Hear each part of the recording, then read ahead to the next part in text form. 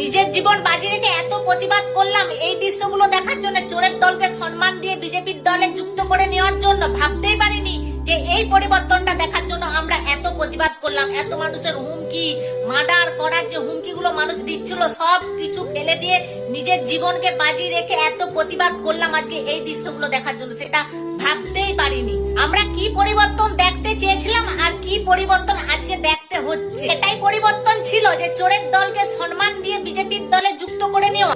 তাহলে তো আগের চোরের দল, আগের সরকারই তো ভালো ছিল। আগের সরকারের মধ্যে এই সরকারের মধ্যে কোনো তফাৎ রইলনি, দুজনেই একই। চোরের দলকে দলে নেওয়া হচ্ছে মানে এই দলটাও চোর, দুটা দলেই চোর।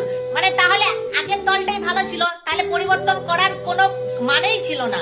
যে আগের দলকে আমরা পরিবর্তন করেছিলাম সেগুলো চোর ছিল বলে, সেই যদি চোরের দলকে আবার বিজেপিতে যোগদান নেওয়া হচ্ছে, তাহলে আমরা সেই আগের চোরের দলকেই রাখাটা হয়তো উচিত ছিল, হয়তো আমরা ভুলই করেছি। কথাটা বলার কারণ এটাই যে চোরকেই যদি সেই দলে নিয়ে নিচ্ছে, মানে চোরের সঙ্গে বিজেপির সঙ্গে কোনো তফাৎ রইলনি, তার মানে বিজেপি চোর হয়ে গেল। বন্ধুরা, ভুল যদি কিছু বলে থাকি অবশ্যই কমেন্ট করে জানাবে আর ভিডিওটা সবার কাছে পৌঁছে দেবে।